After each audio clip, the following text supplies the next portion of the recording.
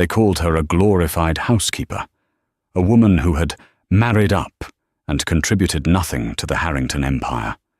When billionaire Liam Harrington filed for divorce, he didn't just want to leave his wife, Audrey. He wanted to annihilate her. He stood in the Superior Court, surrounded by a shark tank of lawyers, sneering as they painted her as a penniless leech. He thought he had hidden his assets perfectly. He thought she was powerless. But Liam made a fatal error. He never checked the lineage of the land his flagship skyscraper sat upon.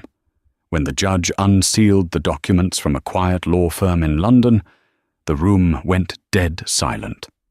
Because those papers didn't say Audrey was entitled to half, they revealed that legally she already owned it all. The air in the Superior Court of New York was stifling, smelling faintly of floor wax and expensive cologne. To Audrey Sinclair, soon to be no longer Audrey Harrington, it smelled like defeat. She sat alone on the left side of the aisle. Her legal representation was a court-appointed attorney named Mr. Henderson, a man who looked like he hadn't slept in a week and was currently shuffling through a stack of disorganized papers with shaking hands. On the other side, the atmosphere was entirely different. Liam Harrington, the CEO of Harrington Construct and one of the city's most ruthless real estate moguls, sat relaxed, checking his watch. Flanking him were 3 lawyers from the prestigious firm Sterling and Associates, no relation to the kindness usually associated with the name. His lead counsel, a woman named Jessica Pearson, known in the city as the Viper, was currently adjusting her silk scarf, looking at Audrey with pure pity. "All rise," the bailiff announced. Judge Anthony Ross entered, his face stern. He was known for being a letter-of-the-law judge. He didn't care about sob stories, he cared about contracts, receipts, and hard evidence. "We are here for the final asset division hearing in the matter of Harrington versus Harrington," Judge Ross boomed. "Mr. Harrington's counsel, you may proceed with your summary." Jessica Pearson stood up, smoothing her skirt. She didn't even look at her notes. She knew this case by heart because, in her eyes, it was barely a case at all. "Your Honor," Jessica began, her voice smooth as velvet but sharp as a knife. "The facts are indisputable. Mr. Harrington built his company, Harrington Construct, 3 years before the marriage. The prenuptial agreement, which Ms. Sinclair signed willingly, clearly states that any assets acquired before the marriage and the growth of those assets remain the sole property of Mr. Harrington." She walked toward the judge, handing over a thick binder. "Furthermore, throughout the 10-year marriage, Ms. Sinclair has not contributed financially to the household. She has not held employment. She has no investments. In fact, Mr. Harrington has been the sole provider, funding her lifestyle, her wardrobe, and her leisure. We are offering a lump sum settlement of $50,000, a generous gift, considering the prenup allows for 0, to allow her to transition back to her previous lifestyle." Liam snickered. He leaned over to one of his junior associates and whispered loud enough for Audrey to hear, "Back to the trailer park, where she belongs." Audrey didn't react. She stared straight ahead, her hands clasped tightly in her lap. She wore a simple grey dress, the only one she had left that didn't feel like a costume Liam had bought for her. 10 years. 10 years of cooking his meals, hosting his dinner parties, soothing his ego when deals went south, and tolerating his increasing coldness. And now, $50,000. It wouldn't even cover rent in the city for a year. "Mr. Henderson?" The judge looked at Audrey's lawyer. "Do you have a counter-argument regarding the assets?" Henderson stood up, dropping a pen. Yes, Your Honor. We argue that Ms. Sinclair's emotional support was foundational to Mr. Harrington's success during the marriage. We are asking for spousal support of $5,000 a month." It was a weak plea. Everyone knew it. Judge Ross sighed, rubbing his temples.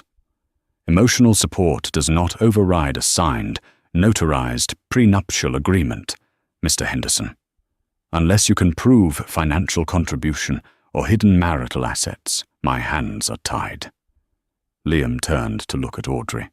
His eyes were cold, devoid of the warmth that had been there a decade ago. He mouthed one word. Nothing. If there are no further evidences of assets, Judge Ross raised his gavel, ready to end Audrey's life as she knew it. I am prepared to rule. Wait. The voice was soft, but it cut through the room like a bell. It didn't come from Mr. Henderson. It came from the back of the courtroom. The heavy oak doors creaked open. A woman stepped in. She was older, perhaps in her 60s, wearing a tweed suit that looked outdated, but immaculately tailored. She carried a leather briefcase that looked like it had survived a war. She walked with a cane, the tap, tap, tap echoing on the wooden floor. "Who are you?" Judge Ross demanded, irritated by the interruption. "My name is Beatrice Caldwell," the woman said, her British accent clipping the vowels. "I am the senior archivist for the law firm Caldwell, Blackwood and Finch, based in London. I apologize for the lateness, Your Honor. My flight from Heathrow was delayed, and the traffic in your city is abominable." Liam frowned. He leaned toward Jessica. "Who is this? Do we know her?" "Never heard of her," Jessica whispered, looking confused. "I am not a party to this case," Beatrice continued, walking past the bar and standing next to the bewildered Mr. Henderson. "However, I represent the estate of the late Archibald Sinclair, Miss Audrey Sinclair's maternal great-grandfather." Liam laughed out loud. "Her great-grandfather? The coal miner? Your Honor, is this a joke? She's trying to delay the ruling with some genealogy project?" "Order," Judge Ross barked. He looked at Beatrice. "Madam, this is a divorce hearing. Unless you have documents relevant to the assets of Mr. or Mrs. Harrington, you are out of order." Beatrice didn't flinch. She set her battered briefcase on the table. The click of the latches opening was the only sound in the room. "I do not care about your divorce, Mr. Harrington," Beatrice said, pulling out a thick, yellowed envelope sealed with red wax. "I am here because, upon the death of Audrey's estranged grandmother, last week in Cornwall, a trust was triggered. A trust that was established in 1922. She turned to Audrey, offering a small, sad smile. "My dear, you didn't know about this because your grandmother was a proud woman who cut ties with her wealthy family to marry for love. But the family never cut ties with her legal lineage." Beatrice turned back to the judge. "The assets Mr. Harrington claims are his sole property, specifically the land at 400 Fifth Avenue, currently the site of the Harrington Tower." Liam stiffened. That was his crown jewel, the building worth $2 billion. "Yes?" Judge Ross narrowed his eyes. "That land was leased," Beatrice said calmly. "A 99-year ground lease, signed in 1925 by Archibald Sinclair. The lease expired yesterday." The silence in the room was deafening. "And," Beatrice handed the document to the bailiff to give to the judge. "According to the original deed, if the lease is not renewed 48 hours prior to expiration, the land, and all structural improvements upon it, reverts to the ownership of the Sinclair heir." She pointed a gloved finger at Audrey. "Mr. Harrington doesn't own his tower anymore, Your Honor. She does." To understand the weight of that silence, one has to understand the 10 years of suffocation Audrey had endured. Audrey met Liam when she was 22, and he was 28. She was a barista at a coffee shop near Wall Street. He was the young, hungry developer who came in for a double espresso every morning at 6 Mahu a.m. sharp. He was charming then, relentless. He pursued her with the same intensity he used to acquire distressed properties. He bought her flowers, flew her to Paris for the weekend, and told her she was the only thing in his life that felt real. But the mask slipped the moment the ring was on her finger. The isolation was subtle at first. "Audrey, why work at that coffee shop? It's beneath you now. I can provide." "Audrey, your friends from Queens, do they really fit in with the gala crowd? Maybe you should skip their party." "Audrey, don't worry your pretty head about the finances. That's my department. You just make the house a home." By year 5, Audrey was a ghost in her own life. She lived in a penthouse she didn't decorate, wore clothes she didn't choose, and slept next to a man who treated her like an accessory that was slowly going out of style. The turning point came 6 months ago. Liam had come home late, smelling of expensive whiskey and another woman's perfume, Chanel No. 5, distinct and cloying. He didn't even try to hide it. "I'm filing," he had said, loosening his tie as he walked past her in the foyer. "My lawyers will send over the papers. Don't make it difficult, Audrey. You know you have nothing without me." He was right. Or so she thought. Audrey had moved into a small studio apartment in the Bronx, using the little cash she had squirreled away from the grocery allowance. She took a job as a receptionist at a dental clinic. It was humbling, but for the first time in a decade, she felt awake. But Liam wouldn't let her go quietly. He wanted to win. He wanted to prove that he was the sun, and she was just a planet that would freeze without his light. Back in the courtroom, the reality of Beatrice Caldwell's words was struggling to sink in. Jessica Pearson, the Viper, had lost her composure. She snatched the yellow document from the judge's desk, a breach of protocol the judge ignored because he was too busy reading the fine print himself. "This is ridiculous," Jessica stammered, scanning the calligraphy. "A ground lease from 1925? This has to be invalid. Adverse possession laws, statutes of limitations. Read clause 14, subsection B," Beatrice said dryly. "The lease explicitly waives adverse possession claims, and the deed was updated and reaffirmed by your own legal department 10 years ago when Mr. Harrington refinanced the building. They just failed to notice the expiration date." Liam slammed his hand on the table. "I built that tower. I poured $300 million of concrete and glass into that lot. You can't tell me a piece of paper takes it away." "The law is the law, Mr. Harrington," Judge Ross said, looking up over his glasses. His voice had changed. The dismissal was gone, replaced by a look of intense professional curiosity.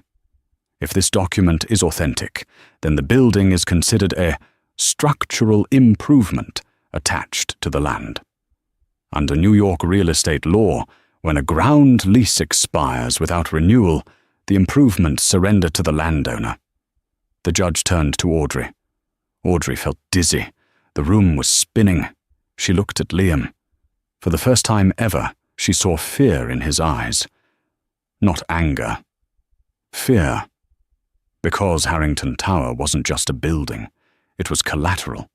Liam had leveraged that building to finance 3 other massive projects in Dubai and London. If he lost the asset, the loans would be called in immediately. He wouldn't just be poor, he would be insolvent. Audrey's voice croaked. She cleared her throat. "I didn't know." "Ignorance of one's fortune is not a crime, Mrs. Harrington," Beatrice said gently. "Your grandmother, rest her soul, lived very simply. She despised the Sinclair money because of how it tore her family apart. She never touched the trust, but she never dissolved it either. She left it all to you, her only grandchild." Liam stood up, his face red. "She tricked me. She knew. She waited until the lease expired to entrap me." "Sit down, Mr. Harrington," Judge Ross barked. "One more outburst and I will hold you in contempt." Jessica Pearson grabbed Liam's arm and pulled him down, whispering furiously into his ear. "Shut up, Liam. If this is real, we are in serious trouble. We need to pivot. Now!" Jessica stood up, composing herself. The shark was back, but now she was swimming in dangerous waters. "Your Honor, in light of this new evidence, we request a recess. We need to authenticate these documents." "Granted," Judge Ross said, banging the gavel. "Court will reconvene tomorrow at 9 a.m. And Mr. Harrington, I suggest you don't leave the city." As the courtroom cleared, Liam stormed past Audrey. He stopped for a split second. "You think you've won?" he hissed, his voice low and venomous.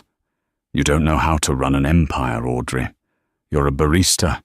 You'll sell it back to me for pennies on the dollar within a week." Audrey looked up at him.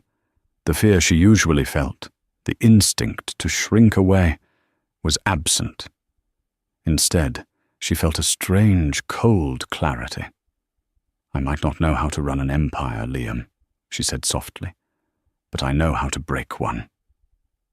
The hours following the revelation in courtroom 402 were a blur of chaotic noise and stunned silence.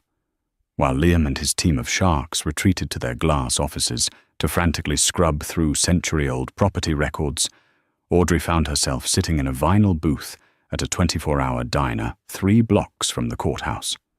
Across from her sat Beatrice Caldwell, carefully cutting a greasy grilled cheese sandwich with a knife and fork as if it were filet mignon. "You're in shock," Beatrice stated, not looking up. "Eat your fries, dear. You'll need the sodium." Audrey stared at the ketchup bottle. "Is it real, Beatrice? Or is this some cruel clerical error that Liam is going to fix by tomorrow morning?" Beatrice paused, dabbing her mouth with a paper napkin. "My firm, Caldwell, Blackwood and Finch, does not make errors. Your great-grandfather, Archibald, was a shrewd man. He bought that land when it was nothing but tenements. He leased it to the developer who built the original structure before Liam tore it down to build his tower. The lease terms were specific, 99 years, non-renewable without mutual consent, reversion of all improvements upon expiration. Liam's lawyers were so focused on the modern zoning rights and air rights that they neglected the bedrock deed." Beatrice reached into her battered briefcase and pulled out a checkbook. "Now, we need to discuss your living situation. I went to the address listed on your file. That apartment in the Bronx is inadequate." "It's what I can afford," Audrey said defensively. "Not anymore." Beatrice wrote a check and slid it across the table. Audrey looked at it. It was for $500,000. It was drawn on the account of the Sinclair Family Trust. "This is just the accumulated interest from the last quarter," Beatrice said casually. "Retainer fees for a proper legal team have already been wired. Mr. Henderson is a nice man, but he is a public defender, not a corporate executioner. You need a shark who eats other sharks. I've taken the liberty of hiring Samuel Sam Waterson. He's expensive, he's rude, and he hates Liam Harrington personally." Audrey felt tears prick her eyes. "Why? Why did my grandmother leave this to me? She never even met me." "She watched you," Beatrice said softly. "From a distance. She saw you marry him. She saw you try to be a good wife, and she saw him break you. She told me, if that man ever tries to discard my granddaughter like trash, hand her the weapon to bury him." That night, Audrey didn't go to a hotel. She went back to her small Bronx apartment. She needed to pack. She needed to say goodbye to the life of scarcity she had been forced into. She was folding her few meager shirts when a heavy knock rattled the thin door. Her heart hammered. It was 11:12 p.m. She looked through the peephole. It was Liam. He wasn't wearing his suit jacket. His tie was undone, his hair disheveled. He looked manic.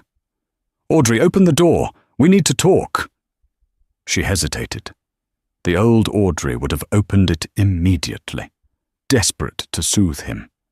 The new Audrey, the one with Beatrice's voice in her head, chained the door before cracking it open 2 inches. "Go away, Liam. We have court in the morning."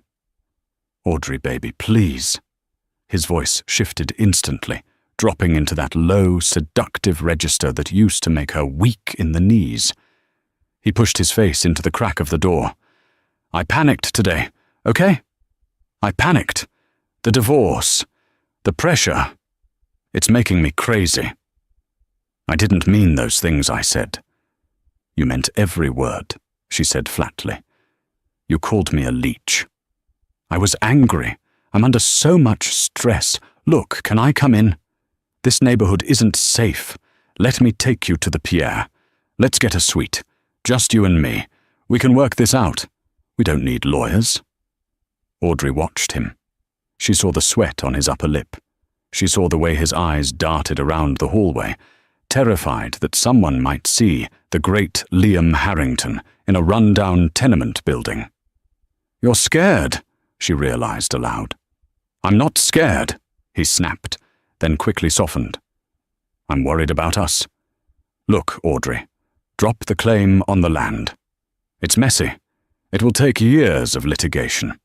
I'll give you $5 million, cash, tonight. You can go anywhere in the world." "$5 million?" Audrey laughed.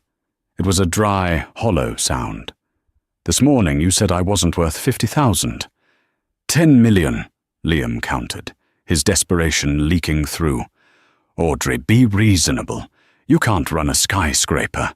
You don't know the first thing about commercial real estate. You'll bankrupt the company in a week. Think about the employees. Think about the shareholders." "You didn't think about me when you cut off my credit cards," she said. "You didn't think about me when you moved your mistress into our Hamptons house before the divorce papers were even signed." Liam's face darkened. The charm evaporated, replaced by the predator she knew so well. "You listen to me, you little nothing. If you pursue this, I will bury you in legal fees. I will drag your name through the mud. I will tell the press you're mentally unstable. I will destroy you." Audrey looked him dead in the eye. "You're trespassing on my time, Liam, and as of tomorrow, you'll be trespassing on my property." She slammed the door in his face. She locked the deadbolt. Then she slid down to the floor, her heart pounding against her ribs. But she didn't cry. She reached for her phone and dialed the number Beatrice had given her. "Hello?" a gruff voice answered. "Mr. Watterson?" Audrey said, her voice shaking but gaining strength. "This is Audrey Sinclair. I want to sue my husband, and I don't want to settle." The next morning, the atmosphere in the courtroom had shifted 180 degrees. Yesterday, Audrey had been invisible. Today, as she walked toward the courthouse, flanked by Beatrice Caldwell and Sam Watterson, cameras flashed. The press had caught wind of the story. "Billionaire's Tower Trouble," the headlines read. "The Harrington Heist." Sam Watterson was a bear of a man, messy and loud, wearing a suit that looked like he'd slept in it, but his eyes were sharp as flint. "All right, listen to me," Sam grunted as they pushed through the reporters. "Ross reviewed the documents overnight. The deed is solid. The lease is solid. Liam's team is going to try to file for an emergency injunction to stop the transfer of title. We're going to crush that." Inside courtroom 402, Liam looked like a man who hadn't slept. His pristine appearance was cracking. Jessica Pearson, his lawyer, looked equally frazzled. "All rise." Judge Ross took his seat. He didn't waste time. "I have reviewed the documents submitted by the Sinclair estate," the judge announced. "I have also reviewed the frantic motions filed by Mr. Harrington's counsel at 3:00 a.m. this morning, claiming equitable estoppel and unjust enrichment." Judge Ross took off his glasses. "Mr. Harrington, you are a sophisticated real estate developer. You have an army of lawyers. The fact that you failed to perform due diligence on the ground lease of your primary asset is not the court's problem. It is negligence. The lease is clear. It expired on November 28th. No renewal was filed. He banged the gavel. I am issuing a declaratory judgment. The title to the land located at 400 Fifth Avenue and all structural improvements thereon is hereby recognized as the property of Audrey Sinclair. The divorce proceedings regarding asset division are hereby stayed until a forensic accounting of the rental income generated by the building since the lease expiration can be conducted. Mr. Harrington, you owe your wife back rent. The courtroom erupted. Liam slumped in his chair, his face grey. One more thing. Sam Waterson stood up. Your Honour, since my client is now the owner of the building, and Mr. Harrington is currently occupying the penthouse and the executive offices without a lease, we are serving him with an eviction notice. He has 48 hours to vacate the residential premises. You can't do that, Jessica shrieked. That is his primary residence. He has a house in the Hamptons, Audrey spoke up. Her voice was steady. He can live with his mistress. Judge Ross suppressed a smile. Motion granted. 48 hours. 2 hours later, a black SUV pulled up to the curb of Harrington Tower. It was a monolith of glass and steel, piercing the Manhattan skyline. For 10 years, Audrey had walked into this building feeling like an imposter. She had to show ID to the security guards. She had to wait for the freight elevator if the main ones were busy with important people. Today, she stepped out of the car wearing a crisp white suit Beatrice had helped her buy that morning. It was armor. She walked through the revolving doors. The lobby was bustling. People were running around with phones glued to their ears. The news had broken. Panic was setting in. The head of security, a burly man named Frank, who had once refused to let Audrey up because she forgot her keycard, saw her. He froze. He tapped his earpiece. She's here. Audrey walked straight to the turnstiles. Frank hesitated, then hit the button to open the gate for her. Good morning, Mrs. Harrington. I mean, Miss Sinclair, Frank stammered. Good morning, Frank, Audrey said pleasantly. Please disable Mr. Harrington's access to the elevators. I'm heading to the boardroom. I can't do that, Mom. He's the CEO. I own the building, Frank, Audrey said, stopping and turning to him. If you want to keep working in my building, you will do as I ask. If Liam wants to go upstairs, he can take the stairs. All 40 floors. Frank swallowed hard. Yes, Ma'am. Audrey, Beatrice, and Sam stepped into the private executive elevator. On the 40th floor, the board of directors was in an emergency session. They could hear the shouting through the double mahogany doors. Negligence of the highest order. How did we miss this? The stock is tanking, Liam.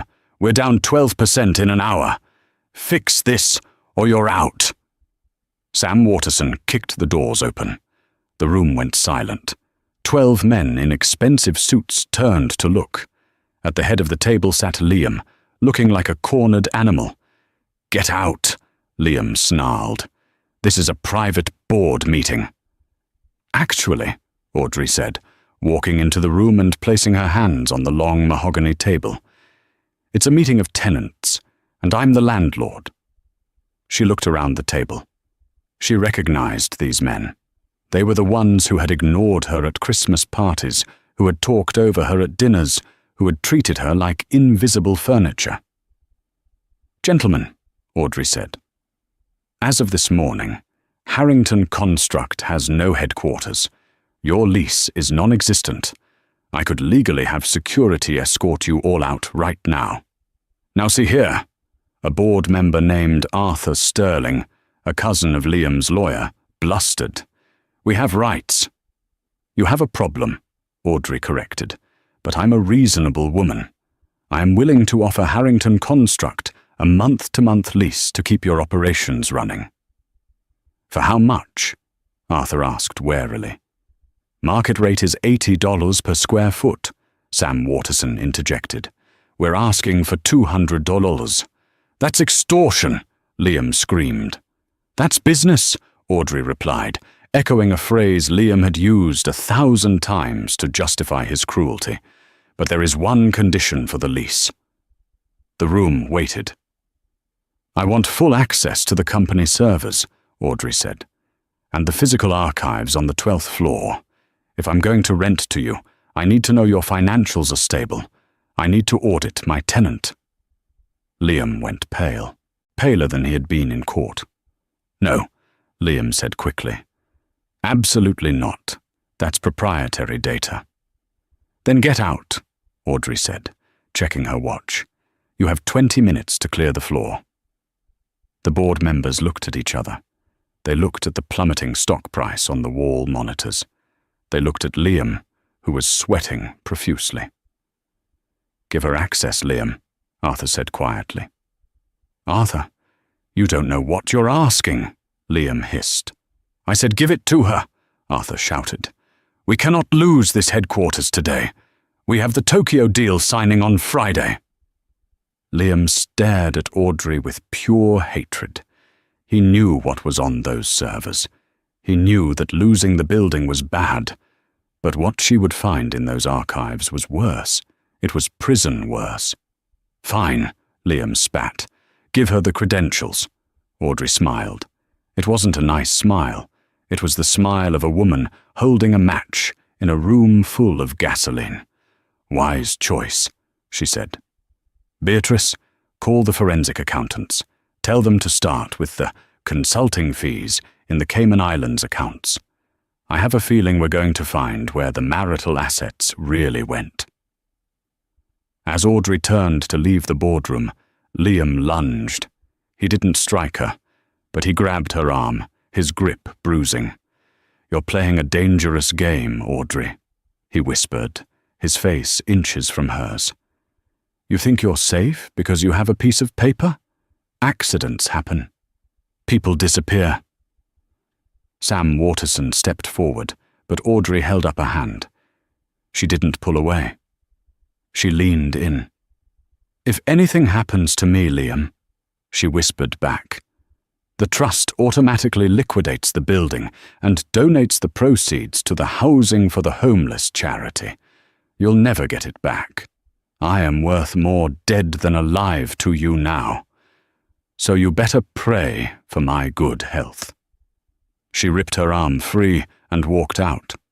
But as she entered the elevator, her knees gave way. Beatrice caught her. He threatened me, Audrey gasped, the adrenaline crashing. He's desperate, Beatrice said, supporting her. And desperate men make mistakes. But we need to move fast. Whatever is on those servers, it's not just about money. He was too terrified. We need to find it before he destroys it. We won't just find it, Audrey said, straightening her jacket. We're going to broadcast it.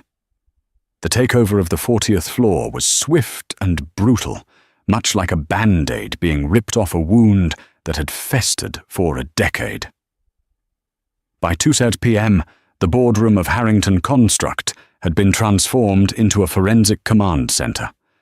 Audrey sat at the head of the table, Liam's old seat. It felt too big for her, the leather cold and slippery.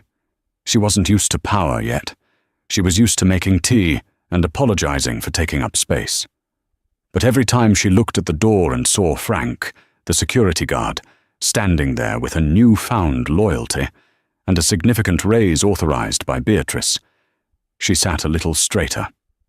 The team Beatrice had assembled was terrifyingly efficient.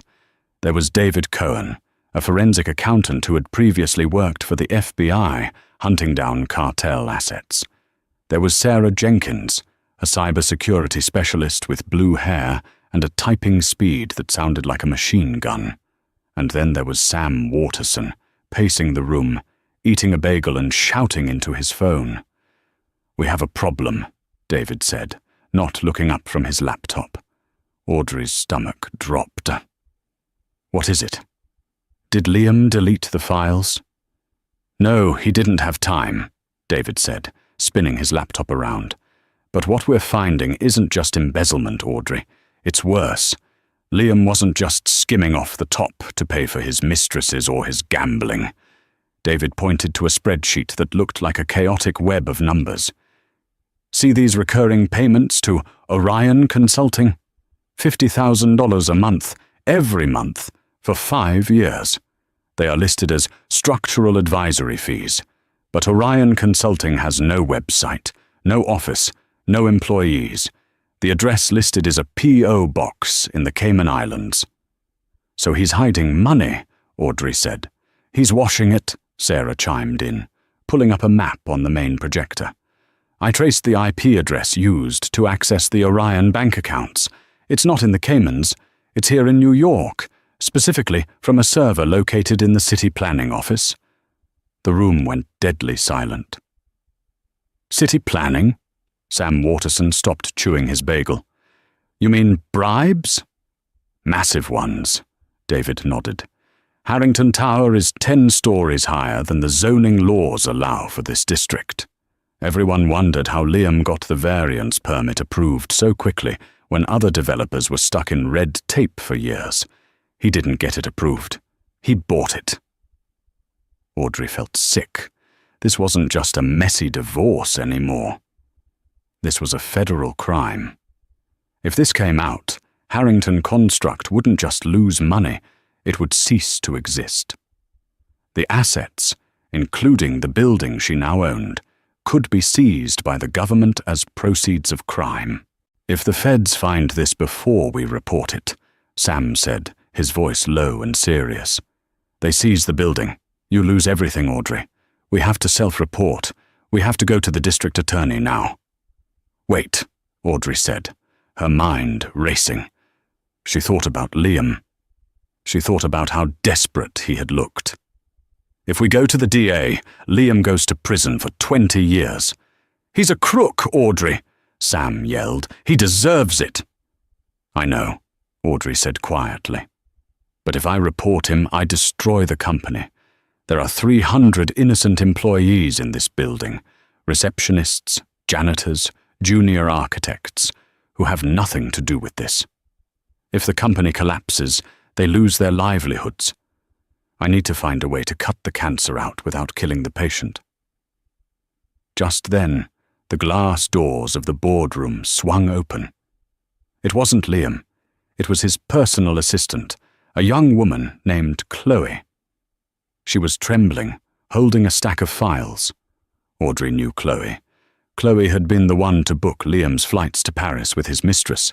Chloe had been the one to call Audrey and lie about Liam working late. Get out, Sam barked. This is a restricted area. I have something, Chloe stammered, tears streaming down her face. Mr. Harrington, he just called me.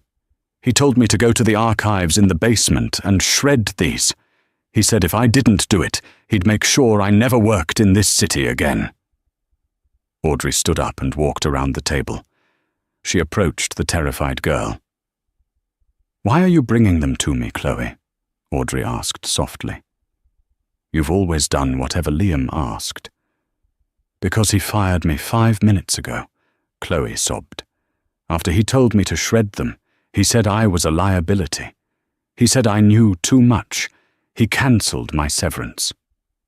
Audrey took the files from Chloe's shaking hands. She opened the top folder. It wasn't financial data. It was photos.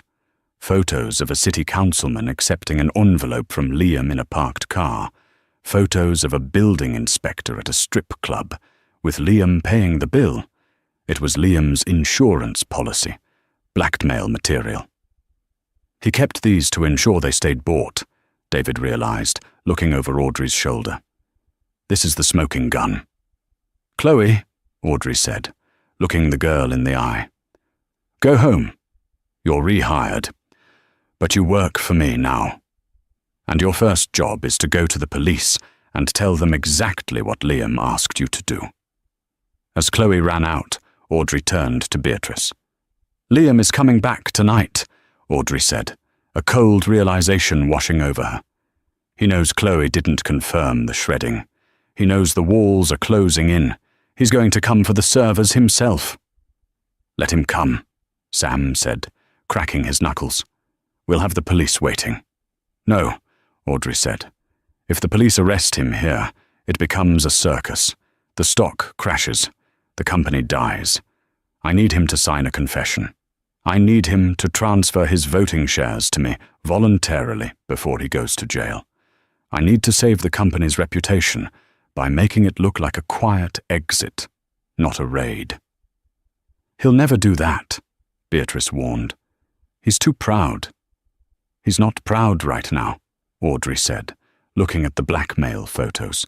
"He's terrified, and I know exactly which button to push." Night fell over Manhattan like a heavy velvet curtain. The office emptied out. Beatrice and the legal team had gone to a hotel to draft the documents. David and Sarah had secured the data on encrypted drives and left. Audrey was alone in the penthouse office. It was 11:45 p.m. She had instructed security to turn off the main lights. The only illumination came from the city glow outside the floor-to-ceiling windows and the blue light of Liam's laptop on the desk. She waited. She knew he would come. Liam was a creature of habit, and his habit was control. He couldn't sleep knowing his life was on a hard drive, controlled by the wife he despised. At midnight, the service elevator dinged. Audrey didn't turn around. She sat in his chair, facing the window, watching the traffic below. "I told security to let you up," Audrey said, her voice calm. Liam stood in the doorway. He was wearing a black hoodie and jeans, trying to look inconspicuous, but the Rolex on his wrist glinted in the dark. He looked haggard. His eyes were bloodshot. He held a heavy metal object in his hand. A crowbar. "You think you're so smart?" Liam rasped, stepping into the room. "You think stealing my building makes you a player? You're just a squatter, Audrey." "Put the crowbar down, Liam," Audrey said, swiveling the chair around to face him. "You're not going to hit me. You're a white-collar criminal, not a murderer. You don't have the stomach for blood." Liam hesitated. His grip on the bar tightened, then loosened. He dropped it with a clang on the marble floor. "Give me the drives," he demanded, walking toward the desk. "Give them to me, and I walk away. I'll let you keep the building. I'll disappear. But I need those drives." "The ones with the Orion consulting ledgers?" Audrey asked. "Or the ones with the photos of Councilman Miller?"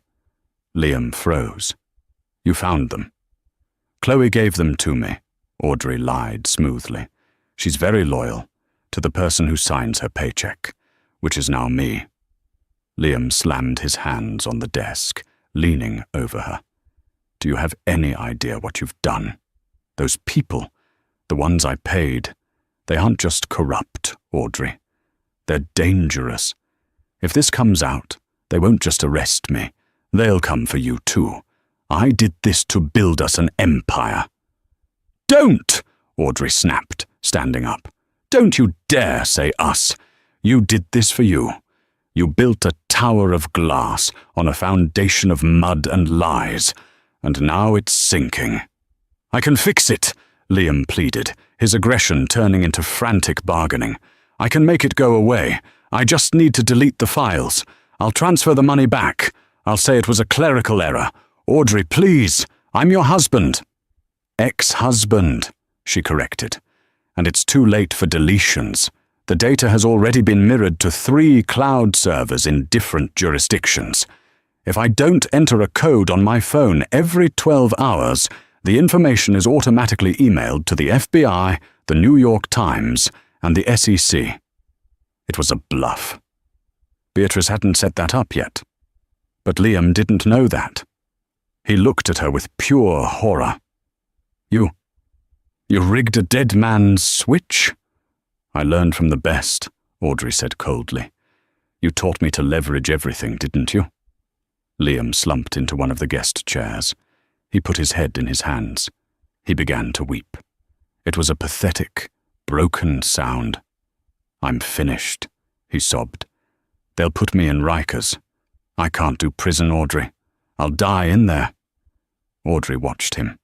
A part of her, the part that had loved him for 10 years, wanted to comfort him. But then she remembered the way he had looked at her in the courtroom yesterday. Back to the trailer park. "There is one way out," Audrey said. Liam looked up, hope flickering in his eyes. "What?" "Anything. I'll do anything." Audrey slid a thick document across the desk. "This is a confession," she said, "but not to the bribery. This is a confession to financial mismanagement and a resignation from the CEO position due to health reasons. You will admit to unauthorized borrowing from company funds. You will agree to repay the $12 million you stole from the Orion accounts using your personal assets, your Hamptons house, your cars, your private jet." "If I do that, I'm broke," Liam whispered. "Better broke than in a cell," Audrey countered. "If you sign this, and if you pay back the money, I will bury the bribery evidence. I will destroy the photos of the councilman. I won't send you to prison for corruption. But you will leave this company. You will leave this city. And you will never speak my name again." "And if I refuse?" "Then I stop entering the code," Audrey said, holding up her phone. "And tomorrow morning, you'll be front-page news." Liam stared at the pen. His hand shook. He looked at the office he had built, the view of the city he thought he owned. He looked at Audrey, the woman he had underestimated. "You're a monster," he whispered. "I'm a businesswoman," Audrey replied. "Sign it." Liam picked up the pen. He signed the resignation. He signed the asset transfer. He signed his life away. "Get out," Audrey said, pulling the papers away the moment the ink was dry. Liam stood up. He looked like a ghost. He walked to the door, but stopped.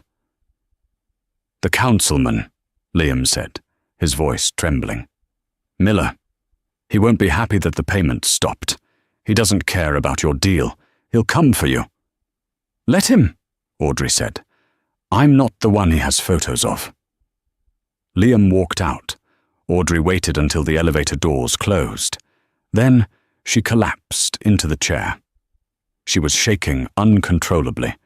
There was no dead man's switch. If he had called her bluff, she wouldn't have known what to do. She picked up her phone to call Beatrice and tell her it was done. But before she could dial, the office lights flickered.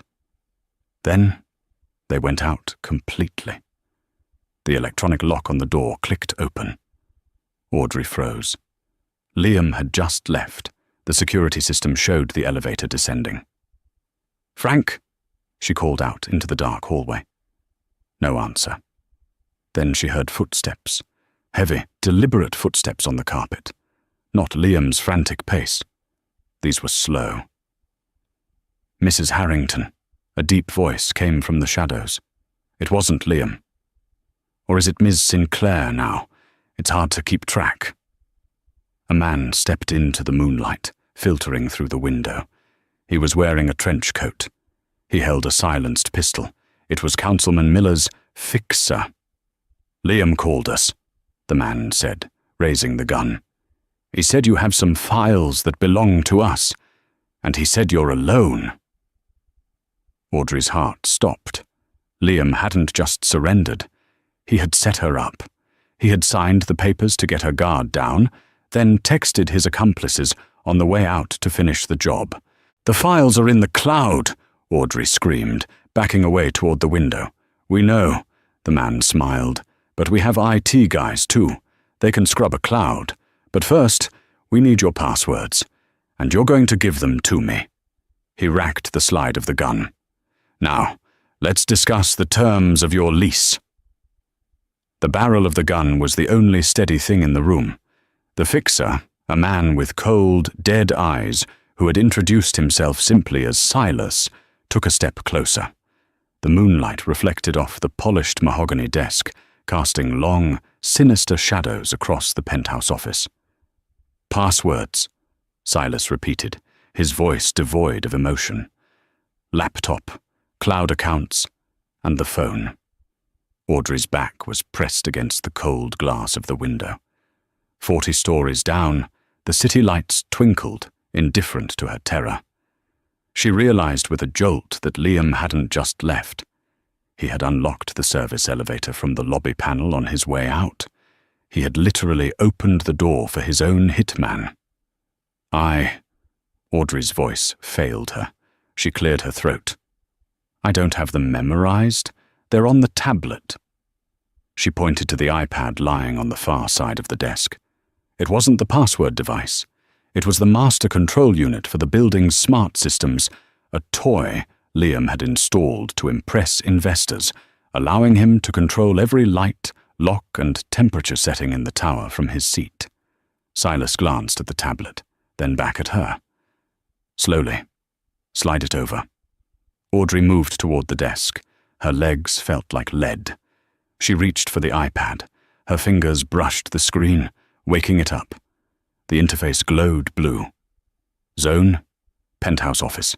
Status, unlocked. Lighting, night mode. Fire suppression, armed. Don't get creative, Silas warned, raising the gun to aim at her chest. Just unlock it. I am, Audrey whispered. She didn't unlock the password manager. She tapped the icon labeled Security Protocol, Lockdown. Are you sure? This will seal all magnetic doors and activate emergency strobes. Audrey tapped. Yes. Clang. The heavy magnetic locks on the office doors slammed shut with the force of a bank vault. Silas flinched, turning his head for a fraction of a second toward the noise. In that second, Audrey swiped to the next tab. Lighting. She cranked the slider from 0% to 100% and hit strobe. The room exploded into blinding, pulsing white light. The overhead LEDs flashed rapidly, a disorientation tactic designed for riot control. Silas yelled in pain, shielding his eyes. The gun went off. Crack! But the shot went wide, shattering a vase near the door. Audrey didn't wait. She dove under the massive oak desk. You witch! Silas screamed, stumbling blindly. He fired 2 more shots into the room, the bullets thudding into the leather chairs. Audrey crawled. She knew the layout of this office better than Liam did. She had cleaned it enough times. There was a hidden panel under the rug near the bookshelf, a floor safe Liam used for cash. It wasn't the safe she needed, but the panic button installed next to it. She scrambled over the plush carpet. The strobe lights were making her nauseous, the room flashing in disjointed frames like a horror movie. She reached the bookshelf. She felt for the bump under the rug. Silas was recovering. He was squinting through the flashing light, moving toward the desk where he had last seen her.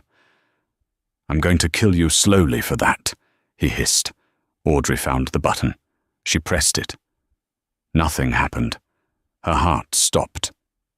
Liam? He must have disabled the panic button when he resigned, fearing she would use it on him. Silas saw her movement. He raised the gun. Got you. Audrey closed her eyes, bracing for the end. Ping! The elevator doors at the far end of the hall, behind the locked security doors, chimed. Silas spun around. Through the frosted glass of the double doors, they saw shadows. Not one. Many. NYPD! Drop the weapon! The voice boomed through the heavy doors. Silas panicked. He looked at the window, then the locked doors. He was trapped. He ran toward the service exit, but the lockdown had sealed that too.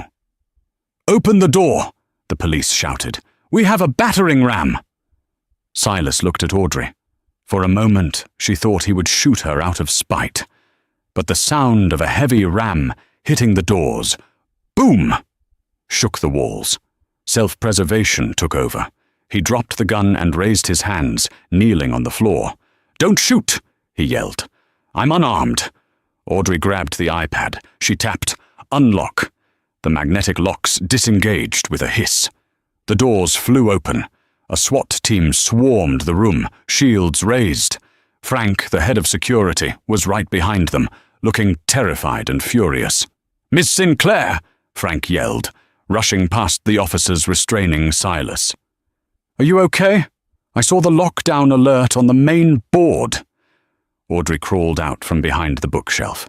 She was trembling so hard her teeth chattered. I'm okay," she stammered. Liam sent him." A detective in a trench coat stepped forward, holstering his weapon. "We know, ma'am. We picked up a transmission from Mr. Harrington's phone to a burner number 10 minutes ago. We've been monitoring him since you flagged the server activity." Audrey looked at the detective. "Where is Liam?" "Port Authority police just pulled him off a private jet at Teterboro Airport," the detective said grimly. "He was trying to fly to a non-extradition country. He's in custody."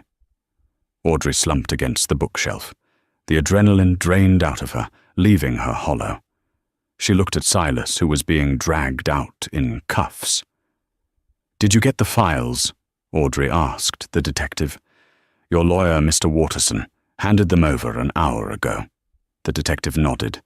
"With those files and this guy's testimony? Liam Harrington isn't seeing daylight for a very long time." 6 months later, the sign on the building no longer said Harrington Tower.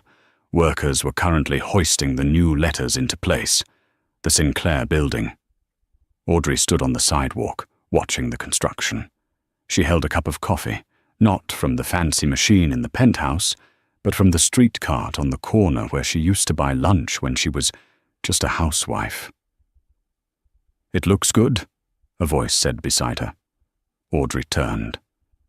Beatrice Caldwell stood there, looking as sharp as ever in a new tweed suit. "The font is a bit modern for my taste," Beatrice critiqued, adjusting her glasses. But Archibald would have loved the irony. "How is the trial going?" Audrey asked, taking a sip of coffee. "It's a bloodbath," Beatrice said cheerfully. "Liam is trying to plead insanity, claiming the stress of the divorce made him act out. But with the forensic evidence of the bribery going back 5 years, the jury isn't buying it. And Silas, well, he sang like a canary to cut a deal. Liam is looking at 25 years, minimum." "And the company?" "Stabilizing," Beatrice said. "Since you fired the corrupt board members and promoted the younger architects, the stock has rebounded. The public likes the phoenix rising from the ashes narrative. They like you, Audrey. You're the steel magnolia of real estate." Audrey smiled. It was a genuine smile this time. "I don't want to be a magnolia. I just want to be the landlord." A Blacktown car pulled up. Sam Waterson rolled down the window. He looked slightly more disheveled than usual. "Get in!" Sam yelled. "We have a meeting with the zoning commission in 20 minutes. If you want to build that community park on the west side lot, you have to charm the commissioner." "I don't charm, Sam," Audrey said, opening the door. "I negotiate." She turned to Beatrice. "Coming?" "Oh no," Beatrice waved her hand. "My work here is done. The trust is secure. The lineage is reclaimed. I have a flight to London tonight. There is a disputed barony in Scotland that requires my attention." Audrey paused. She hugged the older woman tightly. "Thank you, Beatrice. You saved my life." "No, dear," Beatrice whispered, patting Audrey's back. "I just gave you the keys. You were the one who opened the door." Audrey watched Beatrice walk away, her cane tapping a steady rhythm on the New York pavement. Then she got into the car. "Ready to go, boss?" the driver asked. Audrey looked up at her building, her legacy. "Yes," she said. "Drive." And that is how Audrey Sinclair went from a penniless wife to the owner of $1 billion skyline. Liam Harrington thought he could discard her because she was quiet. He forgot that in a game of chess, the queen is the most powerful piece on the board, and you never, ever take your eyes off her. Audrey didn't just win a divorce, she dismantled a corrupt empire and rebuilt it in her own name. It's a reminder to everyone watching. Never assume someone is weak just because they are silent.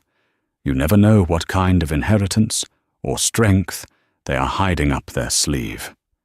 If you enjoyed this story of justice served cold, please hit that like button. It really helps the channel grow. And don't forget to subscribe and turn on notifications so you never miss a story. What would you have done in Audrey's shoes? Let me know in the comments below. Thanks for watching, and I'll see you in the next video.